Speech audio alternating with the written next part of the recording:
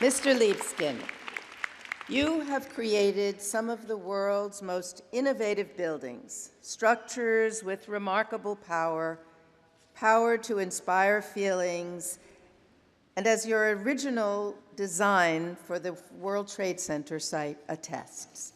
Your extraordinary body of work has made you a leading architect of our time. Raised in Poland, Israel, and the Bronx, you studied architecture at Cooper Union. In 1989, you won a competition to build the Jewish Museum in Berlin, your first building.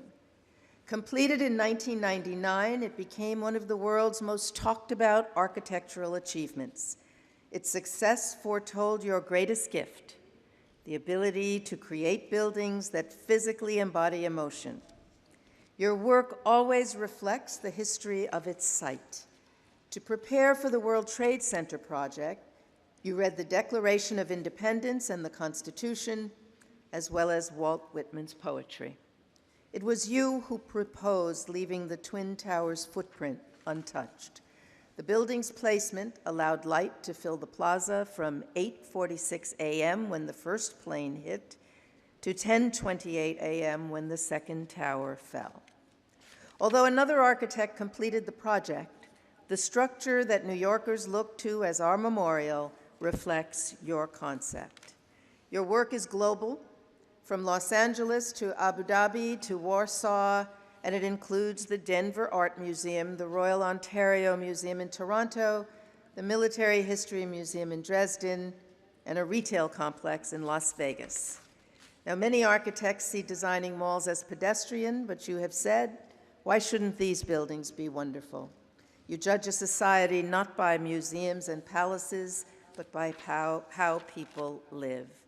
So for your remarkable vision and humanity, your commitment to international understanding and our shared cultural heritage, we are pleased that the State University of New York, through the Fashion Institute of Technology, bestows upon you the degree of Doctor of Fine Arts honoris causa.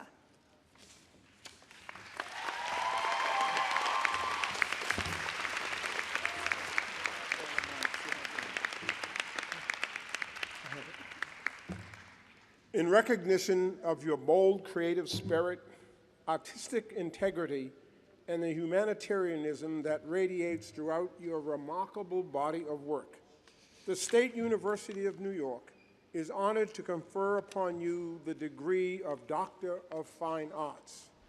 By virtue of the authority vested in me and with the concurrence of the faculty of the State University of New York, I confer upon you the degree of Doctor of Fine Arts honoris causa and invest you with all the rights and privileges pertaining thereto. In token thereof, I hand you this diploma and direct President Brown to vest you with the hood appropriate to your degree.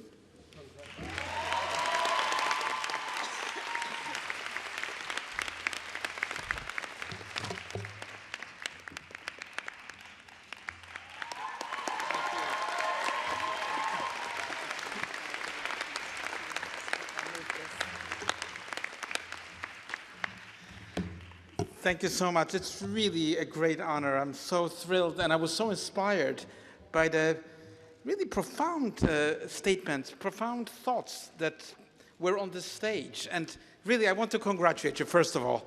What an incredible thing that you're graduating 2015. Congratulations.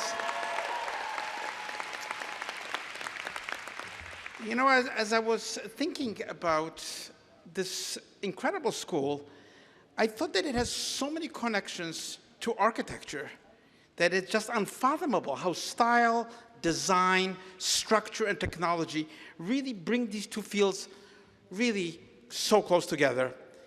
I mean, if you read the biblical, Genesis, when Adam and Eve are expelled from paradise, what do they have to do? They have to do something to cover their nakedness, and they have to build a house. But even later than that, if you remember a beautiful book by Daniel Defoe, Robinson Crusoe, you remember that the first thing he did when he was sort of survived as the only person on the island, he made himself a table and a hat. So these fields, and particularly as I was thinking about my own background, you know, my mother, who grew up in Poland, told me that she came from a very religious family, Hasidic family, that what gave her liberty is that she became a seamstress and was able to buy a small Singer sewing machine, which made her independent of her family, and she was able to travel and do the things she did in her own life.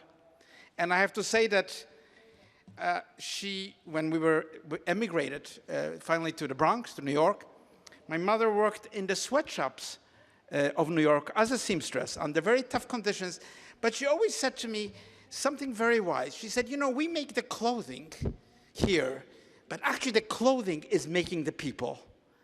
And I thought, wow, that's a lesson for life. That's really a lesson for life, that what you do with your creativity, with your artistic talents, is something so profound. It's not just a service. It's not just an additional footnote to reality. It really creates that reality. And I know how hard you've worked, because the arts are not like the sciences or other endeavors. They are risky, a risky business. And that's really what I want to say to you. You know, I'm not wise enough to give any advice. But if I was to base it on something that I truly believe in, is that you must follow your dreams. Don't give them up when reality gets tough, when people criticize you, when you can't get a job. Stick to your dreams, because if you stick to your dreams, you will always do what you love. And I think to do what you love is really the path along the mysterious path of life. Now, I've always disagreed with business gurus who tell you that you should have a goal and then try to get to the goal. I applied a very different philosophy to my own journey. I have no goal. I never had any goals. I just had a path, a very, very vulnerable path, but you have to stick to the path. You know, people want to pull you to the left and to the right, but if you stick to the path, I'm sure you will reach your own goals. Congratulations. Thank you. Thank you.